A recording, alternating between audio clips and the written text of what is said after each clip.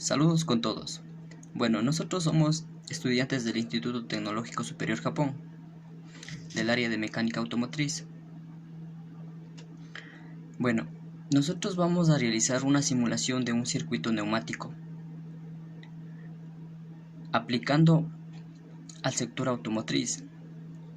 Bueno, para esto debemos conocer la diferente composición, simbología y su aplicación en la industria automotriz. Bueno, para tener un mejor fundamento y conocimiento, primero revisaremos lo que es cómo está compuesto el sistema neumático. Bueno, tenemos principalmente de un compresor, los elementos de control, elementos de transporte o ya en sí la ejecución. Tenemos en su depósito elementos de protección, lo que es en el área de mantenimiento y elementos de trabajo. Bueno, el sistema neumático son instalaciones que se emplean para generar y transmitir y transformar fuerzas y movimiento, aire comprimido y vacío. El principal elemento de un sistema neumático es el generador de aire comprimido, llamado así compresor. Son máquinas destinadas a elevar la presión de un cierto volumen de aire admitido en condiciones atmosféricas hasta una determinada presión exigida en la ejecución de los trabajos realizados por el aire comprimido. En sus compresores tendremos la diversidad, como son aerodinámicos, desplazamiento positivo. Tenemos lo que es en aerodinámicos de flujo radial o centrífugos, flujo axial. Tenemos lo que son en desplazamiento positivo, lo que son rotativos, alternativos, uno o más cilindros. Un solo rotor, los cuales son de flujo rotativo, paletas. De dos rotores, lo que son engranajes o de tornillo. Bueno, en aplicación automotriz, lo más se puede ver lo que son los alternativos, de émbolo o de cilindros. En su simbología neumática, tenemos lo que son conductores de trabajo, de pilotaje, de purga o drenaje. Tenemos como son conductores flexibles, uniones de conductores, cruce de conductores, purga de aire, lo que son lubricador, reductor de presión pilotado, manómetros, grupo de acondicionamiento o mantenimiento.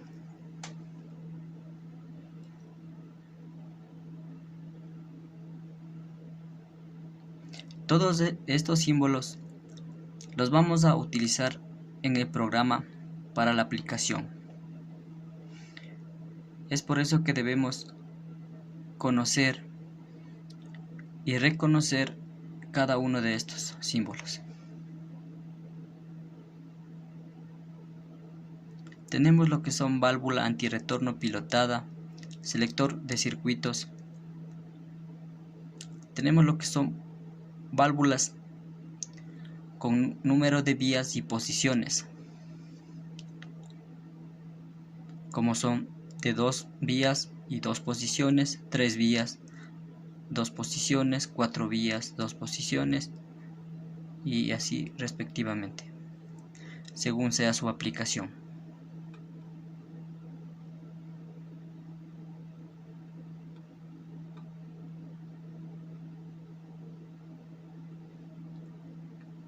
Tendremos lo que son cilindros de simple efecto, de doble efecto,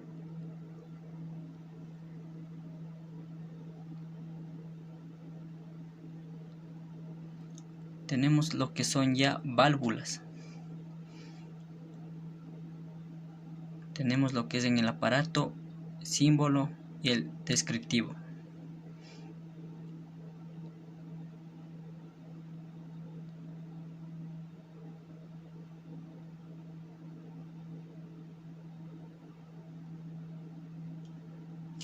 Como ejemplo tenemos ahí un distribuidor o una válvula de 2 posiciones y 5 vías. con accionamiento manual por palanca. Tenemos un distribuidor tipo pulsador.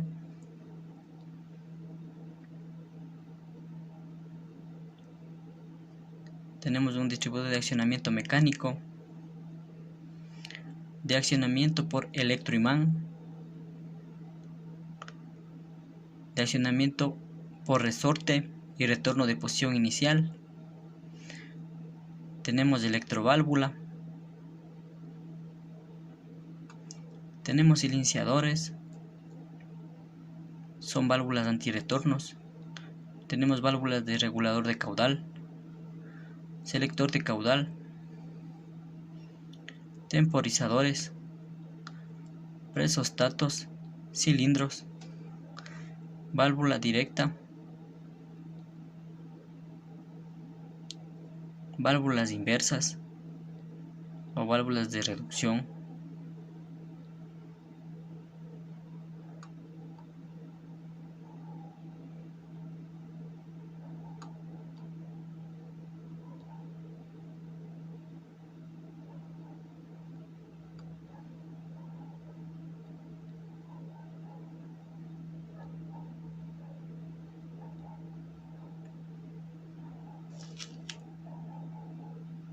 Tenemos lo que son distribuidores con pilotaje neumático en sentido de retorno a posición de reposo. Aquí observaremos la aplicación en el sector automotriz y en la industria general. Los circuitos neumáticos. Sistema para enseñanza de la técnica de automatización.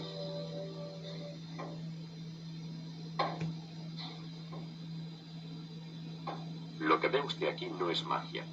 Es simplemente aire utilizado para transmitir energía. El aire es abundante en todas partes. Cuando se comprime puede utilizarse para realizar un trabajo. Esto se conoce como neumática.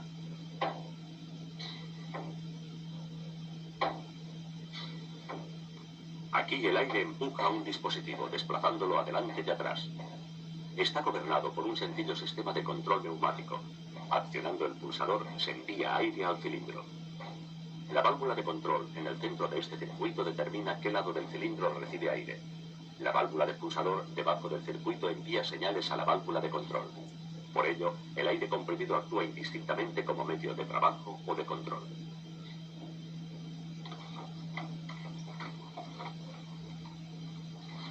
La neumática, o la utilización del aire comprimido para transmitir energía y controlar un sistema, tiene varias ventajas.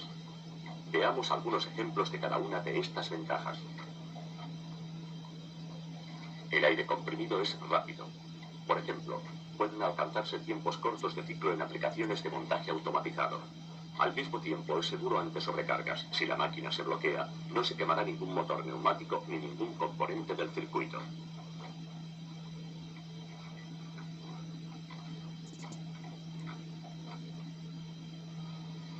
Otra ventaja del aire comprimido es su limpieza.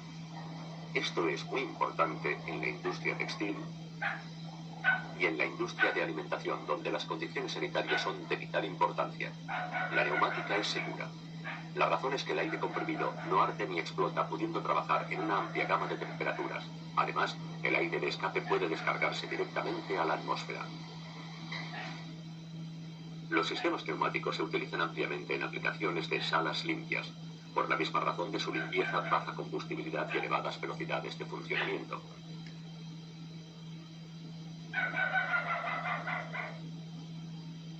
El aire comprimido también puede almacenarse, listo para usar cuando se necesite.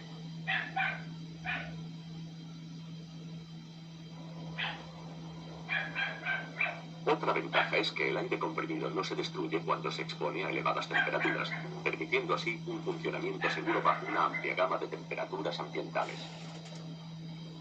Y por último, los componentes individuales de la neumática son baratos comparados con otras formas de transmisión de energía y control.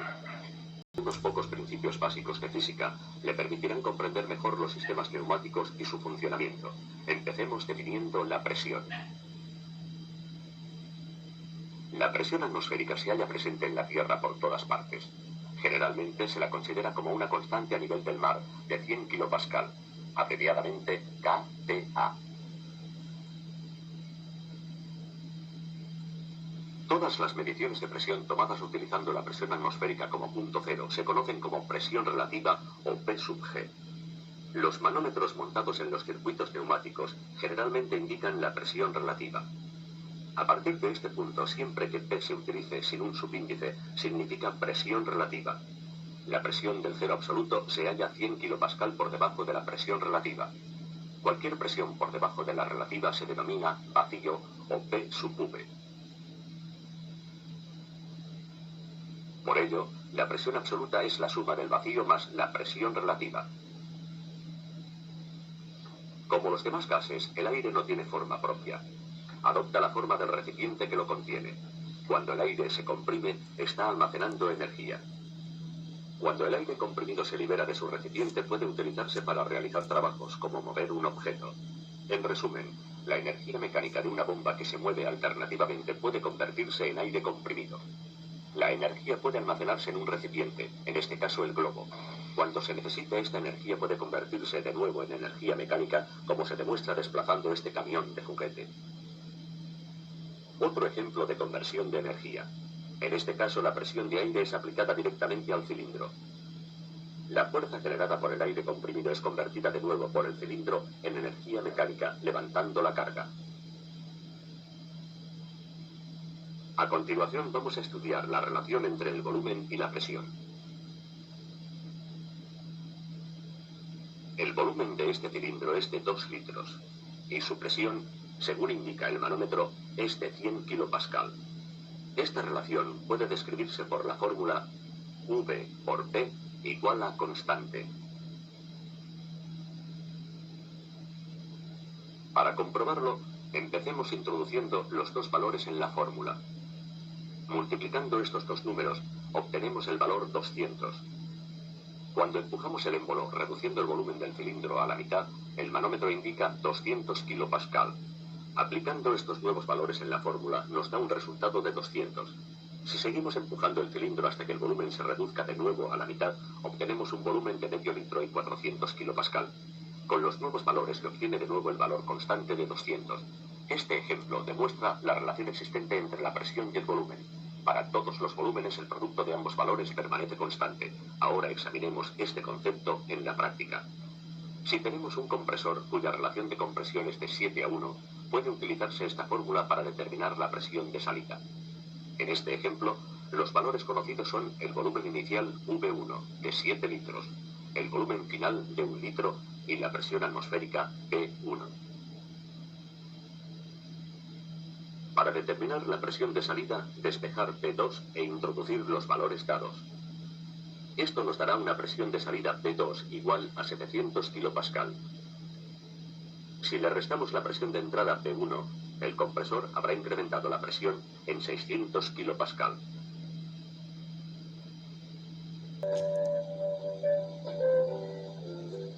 Además de la preparación del aire comprimido durante su producción, se utiliza una unidad de mantenimiento para preparar el aire cuando entra en el circuito de una máquina. Esta sección muestra los intrincados recorridos del aire típicos de los componentes neumáticos. Es importante eliminar la suciedad y la humedad que puede haber tomado el aire comprimido.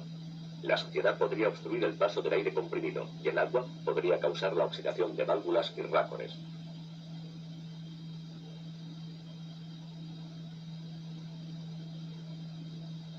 Esta es la sección de una típica unidad de mantenimiento. Tiene 4 funciones principales que vamos a identificar. Contiene el elemento filtrante, vaso de condensados con purga, regulador de presión y lubricador. Además de retener las partículas que arrastra el aire, tales como el óxido, el filtro también retiene la humedad. El agua condensada se recoge en un vaso unido al equipo que debe vaciarse y limpiarse regularmente. El elemento filtrante también debería reemplazarse cuando esté recubierto de suciedad difícil de limpiar, como las partículas de óxido.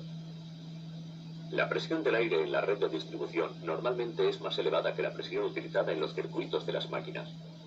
Algunos sistemas neumáticos utilizan componentes que exigen lubricación.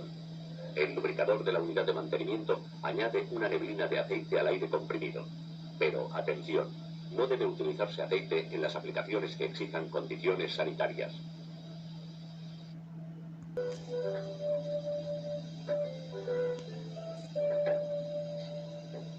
El aire comprimido que se utiliza en los circuitos neumáticos debe estar limpio y seco. Examinemos los equipos que se utilizan para producir aire comprimido. El aire comprimido puede producirse utilizando compresores estacionarios o móviles.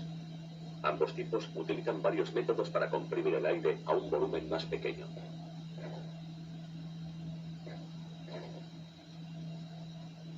Los tipos más comunes de compresor son el de émbolo y el de tornillo.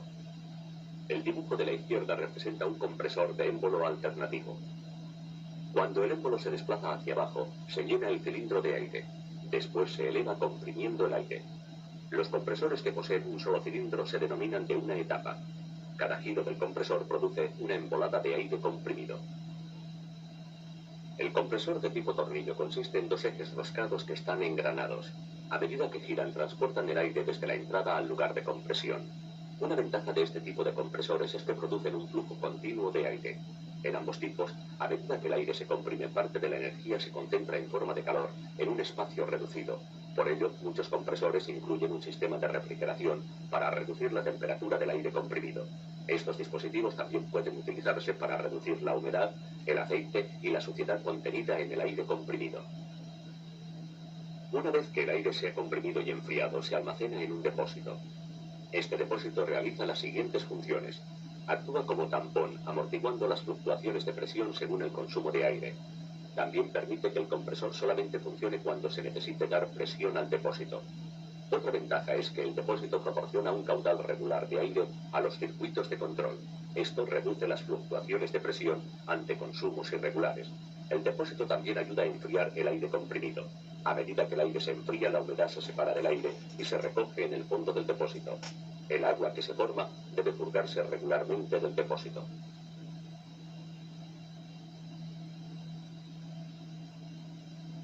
No toda la humedad se elimina en el depósito. Para evitar la corrosión de las válvulas y otros componentes, a menudo se incluye un refrigerador en el circuito. Cuando se diseña e instala un sistema de aire comprimido, la distribución del aire tiene una notable influencia en el rendimiento del sistema.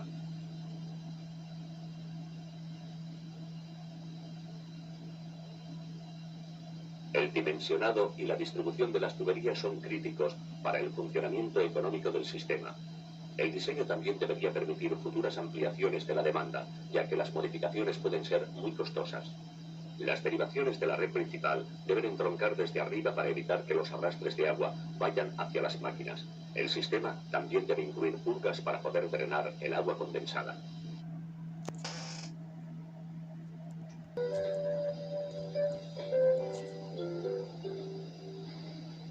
Estos cilindros neumáticos se utilizan para elevar y descender herramientas de producción. Este es un ejemplo de cómo los actuadores neumáticos convierten la energía neumática en energía mecánica. Para comprender cómo funcionan, vamos a estudiar algunos tipos de actuadores lineales. Este es un modelo transparente de un cilindro. El cilindro lineal es el actuador neumático más frecuentemente utilizado. La energía del aire comprimido se convierte dentro del cilindro en un movimiento lineal. Se dispone de cilindros en una amplia variedad de formas y tamaños. Normalmente se fabrican bajo las siguientes especificaciones. Diámetros de 6 a 320 milímetros. Carreras de 1 milímetro a 2 metros. Fuerzas de 2 a 50.000 newton. Velocidad del émbolo de 20 milímetros a 1 metro por segundo. Examinemos ahora cómo funciona un cilindro. Este es un cilindro de simple efecto. Se representa por su símbolo ISO. Obsérvese que el símbolo indica que el cilindro tiene una sola conexión de entrada de aire y un muelle de retroceso. Cuando se aplica aire comprimido a la conexión de entrada del cilindro, el aire empuja al émbolo. Si la fuerza generada por la presión es mayor que la fuerza del muelle, el émbolo se desplaza comprimiendo el muelle y haciendo avanzar el vástago del cilindro. Cuando se libera la presión, el muelle devuelve al émbolo de nuevo a su posición inicial, haciendo retroceder el vástago. La fuerza del muelle, la presión del aire y la superficie del émbolo determinan la capacidad de trabajo del cilindro.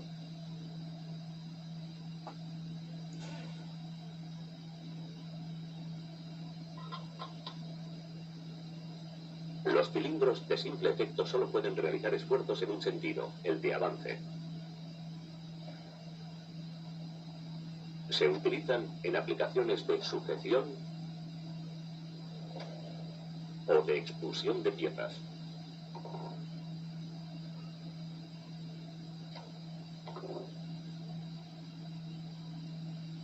En aplicaciones que requieran esfuerzos en ambos sentidos se utilizan cilindros de doble efecto.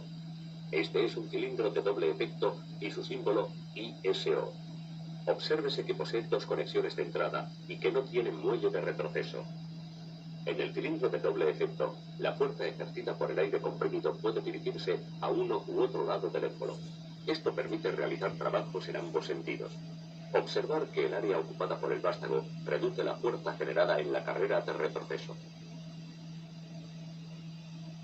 Asimismo, y debido al volumen ocupado por el vástago, el retroceso consume menos aire que el avance. Cuando se selecciona un cilindro para una determinada función, debe tenerse en cuenta lo siguiente. Longitud de la carrera.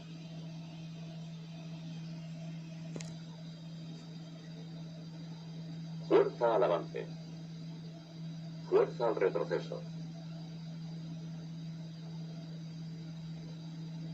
Y velocidad del ciclo. A continuación examinemos la relación entre la fuerza y la velocidad. En este ejemplo, con cargas iguales, ambos cilindros avanzan a la misma velocidad.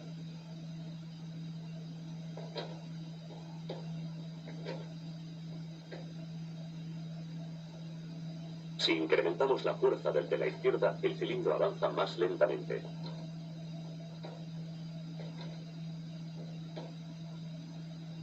Si añadimos más carga, aún avanza más despacio. Por lo tanto, con la misma presión y tamaño de cilindro, al aumentar la carga disminuye la velocidad. Si a un cilindro se le aplica una carga del 75% de su capacidad, la velocidad de avance será la mitad de la que obtendría sin carga.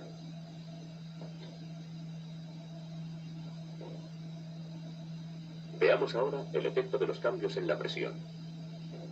Aquí, un cilindro avanza bajo carga con una presión de 380 kPa.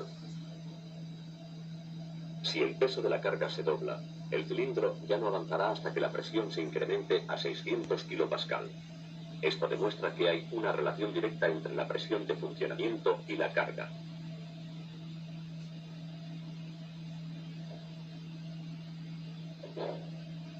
Ahora estudiaremos el efecto de los cambios en el diámetro del cilindro. Como diámetro de un cilindro, se considera su diámetro interior, o sea, el diámetro del émbolo. Estos dos cilindros tienen diferentes diámetros. Con la misma presión y carga, el de la derecha no puede levantar la carga, mientras que el de la izquierda sí. Midamos la diferencia de fuerzas. El pequeño cilindro que aquí mostramos tiene un diámetro de 16 milímetros. Ejerce una fuerza de 106 Newton cuando funciona a 600 kPa.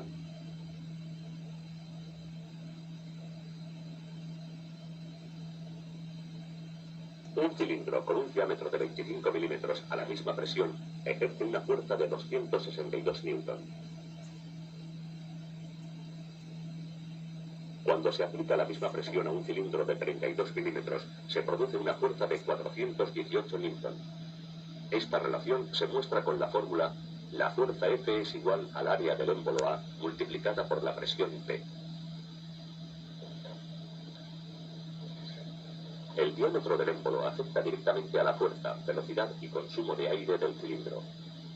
Un diseño eficiente utiliza el cilindro de menor diámetro, adecuado a cada aplicación. En esta máquina se utilizan diferentes tamaños de cilindro según el trabajo a realizar.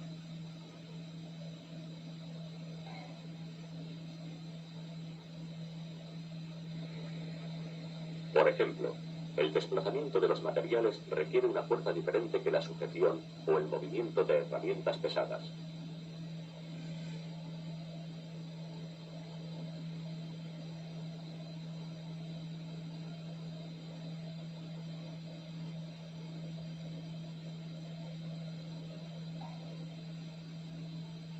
Hay algunas aplicaciones en las que no es admisible que el cilindro vaya a la máxima velocidad al final de su carrera.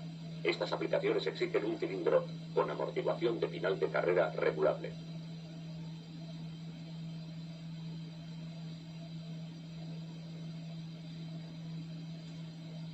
Esta característica ralentiza el movimiento del émbolo al final de su carrera. La amortiguación de final de carrera se consigue reduciendo el flujo del aire de escape durante el tramo final de la carrera. Esto ocasiona una sobrepresión del aire en el cilindro que se opone al desplazamiento del émbolo.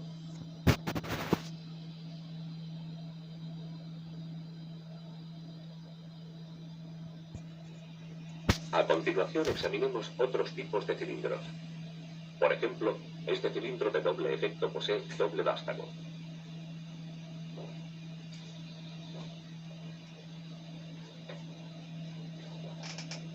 Esta disposición proporciona un desplazamiento lineal más preciso debido al doble apoyo de los cojinetes.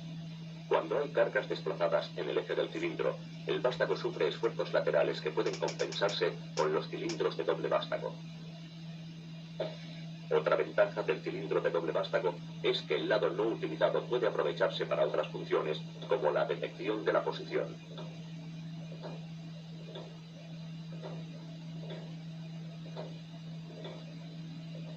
Otros tipos de cilindros tienen el vástago hueco. Estos pueden utilizarse para pasar los hilos de conexión de dispositivos montados al final del vástago. Por ejemplo, un electroimán.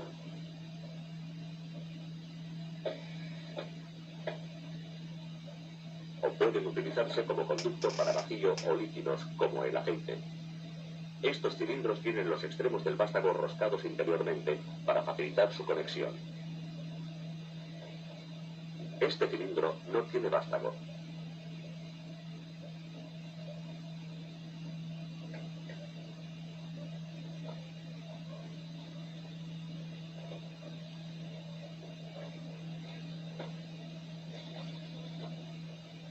Dentro del cilindro hay un imán en forma de anillo. En la parte exterior del cilindro hay una pieza denominada corredera que también contiene un imán. Pueden alcanzar carreras de hasta 10 metros. Utilizando cilindros, también pueden alcanzarse posiciones intermedias. En esta aplicación, esto se consigue utilizando válvulas y varios sensores.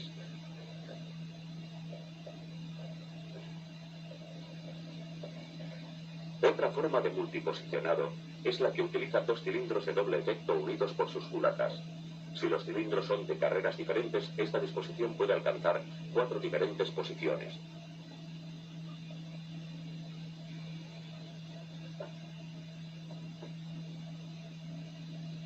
Por ejemplo, en esta máquina se utilizan las 4 posiciones para taladrar y avellanar 2 agujeros.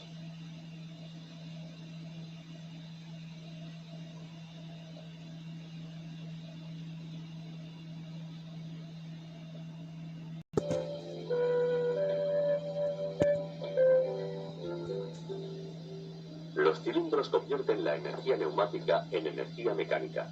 Hasta aquí hemos visto cómo producir movimientos lineales. Aquí, el movimiento lineal se convierte en giratorio por medio de una cremallera y un piñón. Cuando se mueve el vástago, la cremallera hace girar al piñón produciendo un movimiento giratorio. El movimiento a derecha e izquierda del vástago hace girar al piñón en sentidos opuestos.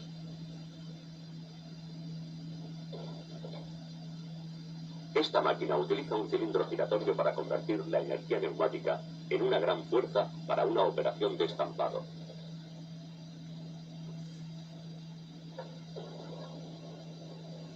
Otro diseño es el cilindro giratorio de paleta. En este, el aire comprimido produce directamente el giro.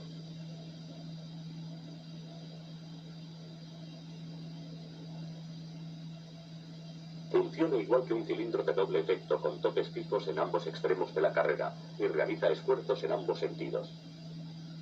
En este tipo de cilindros puede ajustarse el ángulo de giro. Los cilindros giratorios pueden utilizarse en muchas aplicaciones. En este ejemplo, traslada piezas desde una estación de verificación a una cinta transportadora. Otra aplicación es la de orientar piezas.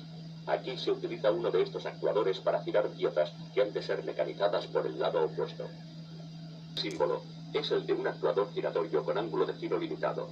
Se utiliza un símbolo diferente para representar actuadores giratorios de giro continuo, también denominados motores neumáticos. Estos son buenos ejemplos de cómo los símbolos reflejan la función del componente más que su estructura. A continuación revisaremos también lo que son válvulas neumáticas y su diferente aplicación. En neumática, las válvulas realizan muchas funciones. Pueden utilizarse para abrir y cerrar flujos de aire, para regular presiones,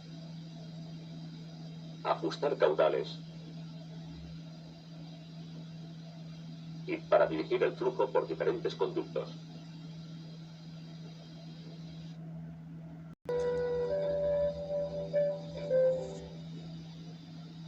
Un tipo de válvulas son las de control direccional o también llamadas distribuidoras.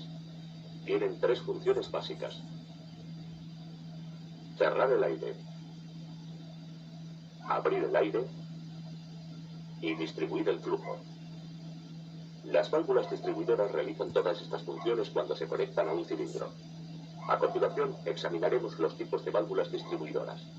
Esta válvula distribuidora puede utilizarse para controlar un cilindro de simple efecto. Tiene tres conductos de paso denominados vías. El superior se conecta al cilindro.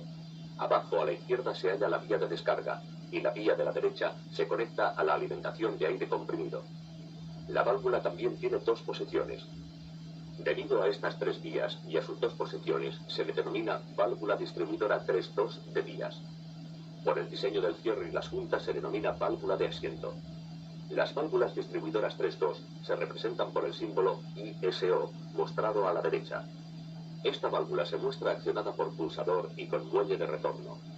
En su posición de reposo, la válvula cierra el paso del aire al cilindro. Al mismo tiempo, el aire del lado del émbolo es descargado, permitiendo al muelle mantener al cilindro en posición de vástago retraído. Cuando se acciona el pulsador, la válvula actúa conectando el aire comprimido hacia el cilindro. Esto produce el avance del émbolo. Al mismo tiempo, la válvula cierra la vía de escape. Cuando se suelta el pulsador, el muelle interior de la válvula la sitúa de nuevo en posición inicial. El cilindro queda conectado a la vía de escape y el muelle lo hace retroceder hasta su posición inicial.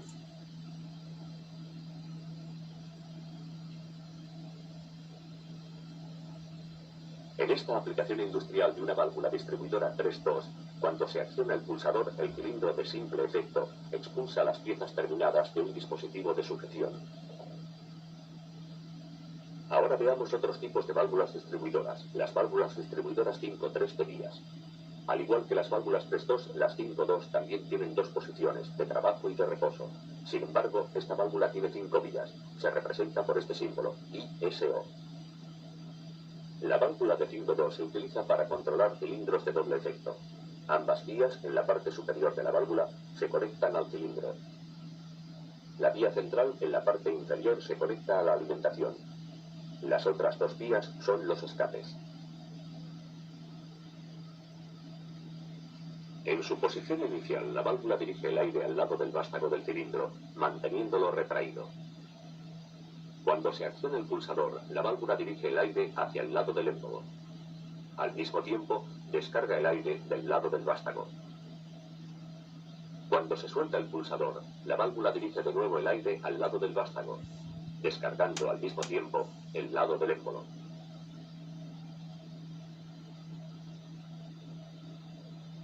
Los cilindros de doble efecto se utilizan en aplicaciones donde deben realizarse esfuerzos en ambos sentidos. Por ejemplo, este sistema de fijación utiliza aire comprimido para mantener la placa en posición. Este es otro tipo de válvula, la válvula distribuidora 5-3 de vías. Tiene tres posibles posiciones: accionada a derecha, accionada a izquierda y central. Obsérvese que la válvula posee dos muelles. Estos se encargan de situar la válvula en posición central cuando no está accionada. Esta válvula se representa por este símbolo, ISO. La válvula de 5-3 puede utilizarse para controlar la posición de un cilindro rotativo de paleta de doble efecto. Las conexiones de la válvula son las mismas que las de una 5-2. Ambas vías superiores se conectan al cilindro. Las vías inferiores son escape, alimentación y escape. En la posición inicial de la válvula todas las vías están cerradas. Esto mantiene la paleta en su posición actual. Al accionar el pulsador de la izquierda se envía aire al lado izquierdo de la paleta y se descarga el lado derecho haciendo girar la paleta. Al accionar el pulsador de la derecha se envía aire al lado derecho de la paleta y se descarga el lado derecho haciéndola girar en sentido contrario. Cuando no hay ningún pulsador accionado, los muelles de la válvula la sitúan en posición central y el cilindro se mantiene donde estaba. Esto permite posicionar el cilindro en distintos ángulos. Esta es una típica aplicación de una válvula distribuidora 5-3. La operaria puede detener e inmovilizar la caja de piezas en cualquier ángulo.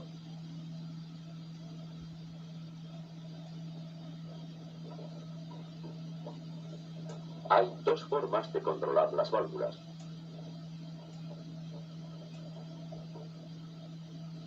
Las válvulas distribuidoras pueden actuarse directamente, como se muestra en este accionamiento por rodillo.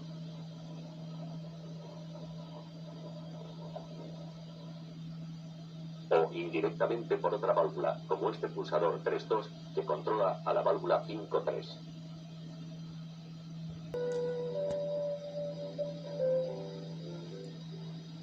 La válvula de simultaneidad permite realizar neumáticamente la función lógica AND. En consecuencia, el cilindro solo avanzará si se accionan ambos pulsadores.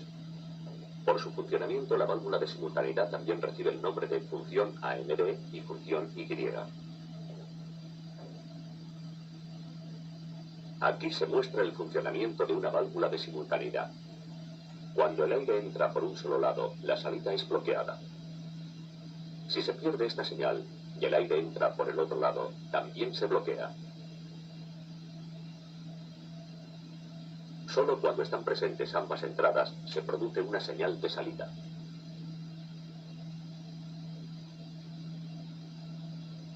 En este puesto de trabajo se sujetan dos piezas en un alojamiento. Deben cumplirse dos condiciones para iniciar el proceso de prensado. Estas son una señal de marcha y que la máquina haya completado el ciclo anterior. Esta situación se indica por un final de carrera situado en la posición inicial del cilindro. Los circuitos neumáticos utilizan a menudo bloques de válvulas AND. Por ejemplo, este bloque contiene tres funciones AND.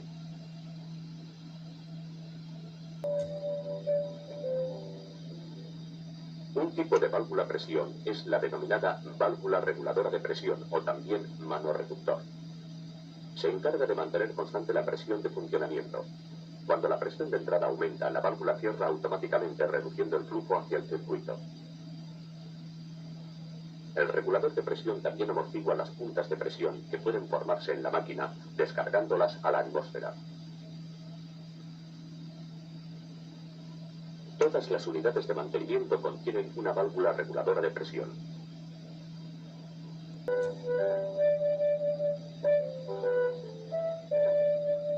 Esta es una válvula reguladora de caudal o de flujo. El aire circula a través de una restricción. Cuando se reduce la sección de paso girando el tornillo, disminuye el flujo que puede atravesar la válvula.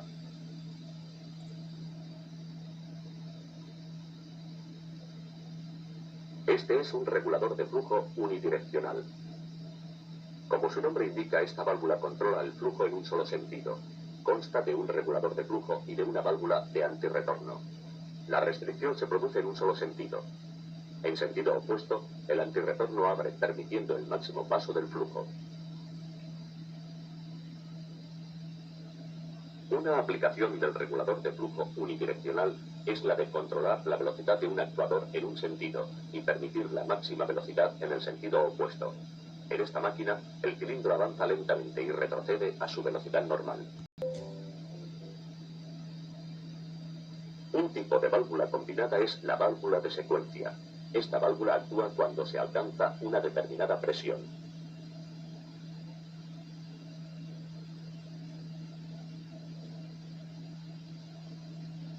En esta máquina, la válvula de secuencia controla la presión aplicada al prensar un eje en su alojamiento. La válvula de presión espera hasta que el eje alcance el final del agujero. Cuando la presión del circuito aumenta, envía una señal para hacer retroceder al cilindro.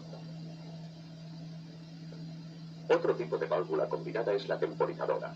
Contiene un regulador de flujo unidireccional, un depósito de aire y una válvula distribuidora. Esta válvula retrasa el envío de una señal por un tiempo prefijado.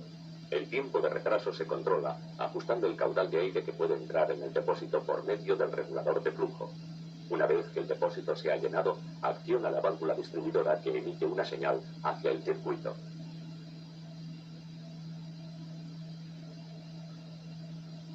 En esta aplicación, la válvula temporizadora mantiene el cilindro en posición por unos segundos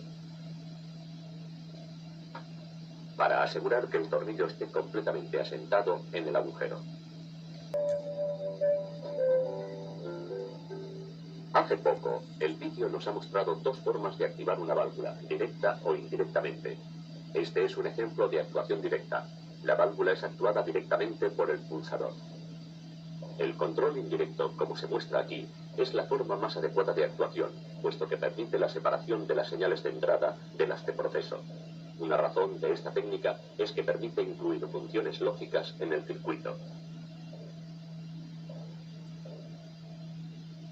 Para comprenderlo mejor, vamos a examinar algunas aplicaciones.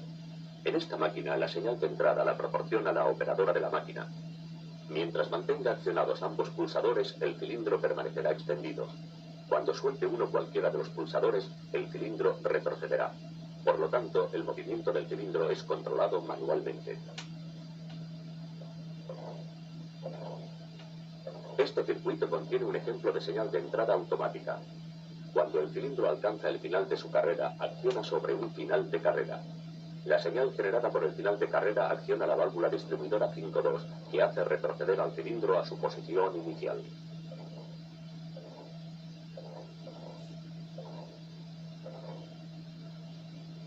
La válvula de rodillo se sustituye por un sensor. Genera una señal basada en la posición de las piezas móviles de la máquina.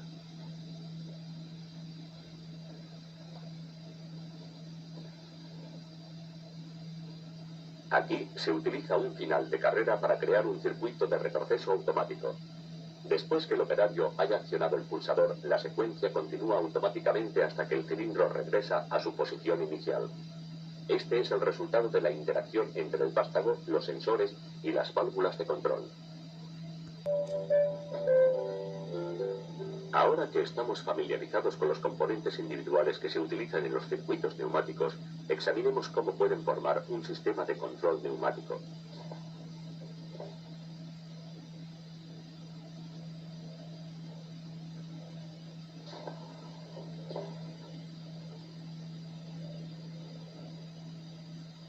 El primer componente es la unidad de mantenimiento. Es el enlace entre la red de distribución de aire y el circuito neumático de control. Recordar que controla la presión suministrada al circuito, que limpia el aire y que puede añadir aceite para lubricar los componentes del circuito. El siguiente paso es seleccionar los componentes que realizarán el trabajo. En este ejemplo, seleccionamos un cilindro de doble efecto. Si conectamos la unidad de mantenimiento directamente al cilindro, este avanzará. Sin embargo, este montaje no nos permitirá hacer retroceder al cilindro. Podríamos cambiar la conexión del aire al lado opuesto del cilindro haciéndolo retroceder. Ahora, cuando queramos hacer avanzar el cilindro, deberemos cambiar de nuevo la conexión. Esto no es un método de control práctico ni seguro.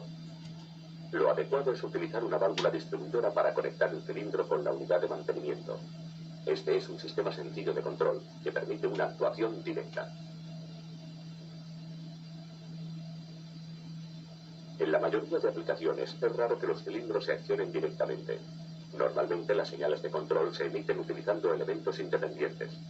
En este circuito, dos válvulas de pulsador envían señales a una válvula distribuidora 5.2. Cuando se acciona un pulsador, avanza el cilindro. Otra ventaja del control indirecto es que incluso accionando momentáneamente un pulsador, el cilindro completa su recorrido. Esto es así porque la válvula de control memoriza la señal.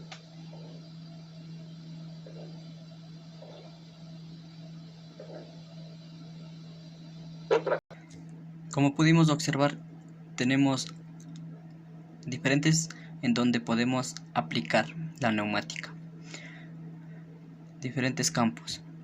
Bueno, en sus aplicaciones tenemos en desplazar cargas, apertura y cierre de puertas, accionamiento de herramientas,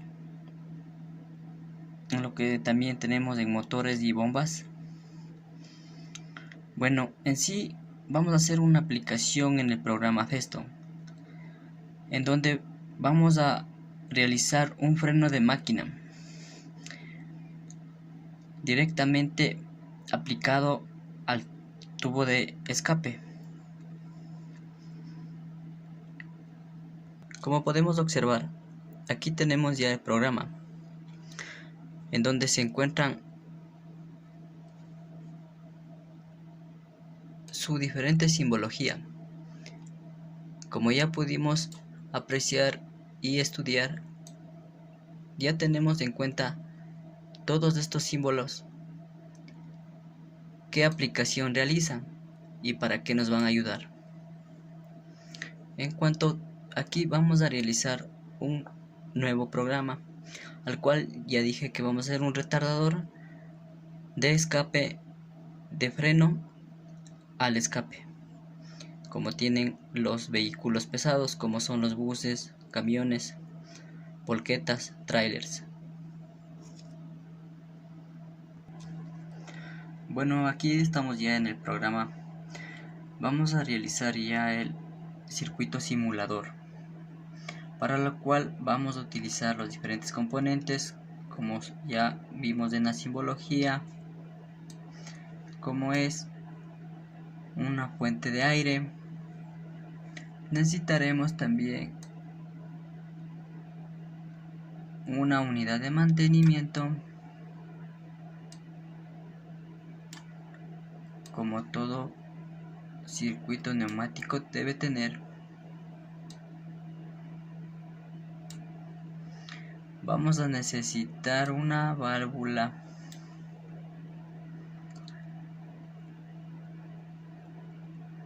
cuatro vías, 2 posiciones.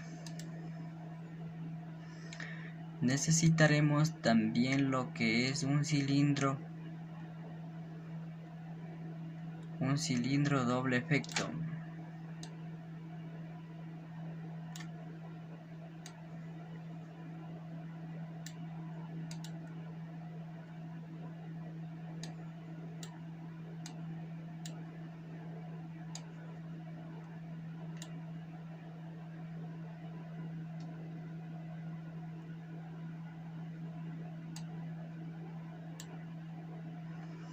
En breve uniremos el circuito para poderlo dar su aplicación en lo que es. Entonces, aquí es lo que voy a explicar, que esta simbología es utilizada en los sistemas neumáticos, donde es lo que es un sistema de aire. Esto podría ser como un compresor, su unidad de mantenimiento, tenemos su distribución o su accionamiento, y tenemos ya lo que es en sí el actuador.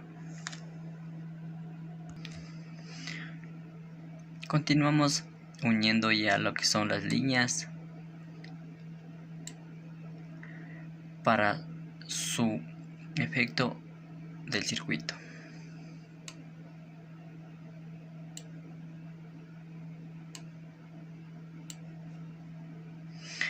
Aquí pondremos un silenciador para que vaya hacia la atmósfera y cierre el circuito, no exista ningún área abierta, para que el circuito pueda aplicarse. Tenemos la válvula, 4 vías, 2 posiciones. Le haremos de esfuerzo de palanca, haremos lo que es, y vamos a hacerle por mecánico. Aceptamos.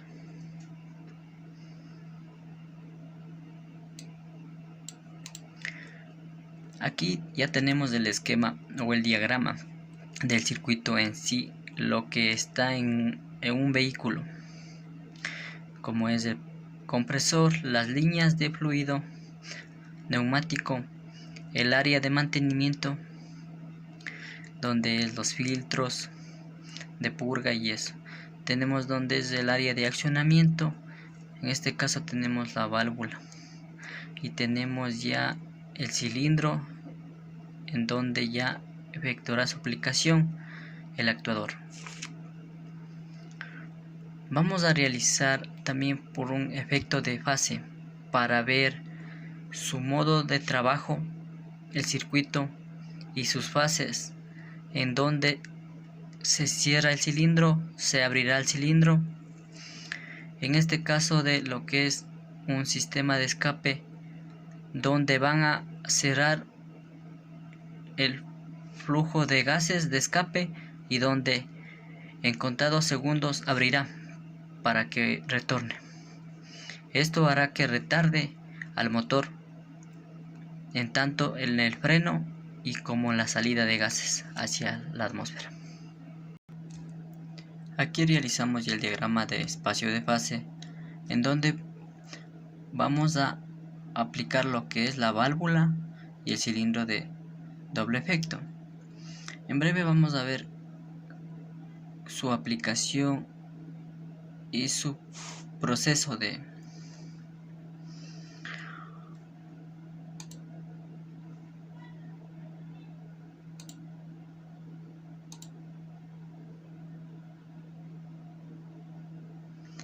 como podemos observar. Aquí tenemos el diagrama de espacio de fase en cuanto a lo que es la válvula y lo que es el cilindro. Podremos ver su accionamiento, su corte,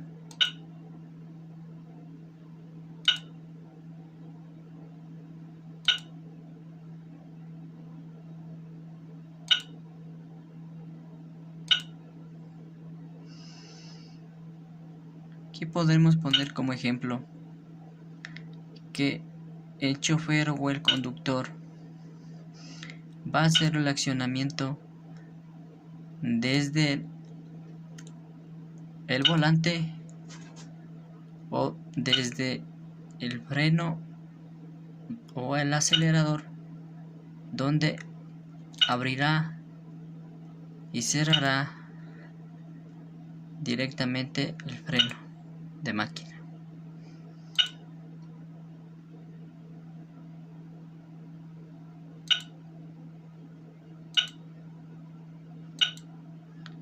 Ahí está cerrado. Esto quiere decir que está frenándose el carro. Ahorita abre. Salen los gases. Cierra.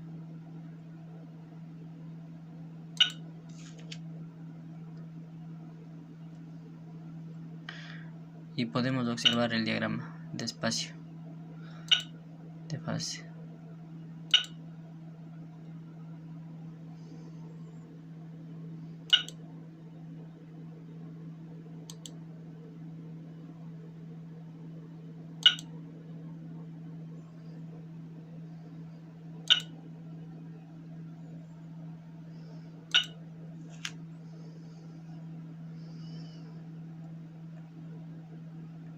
Gracias, espero que les haya servido y sea de gran ayuda para su estudio.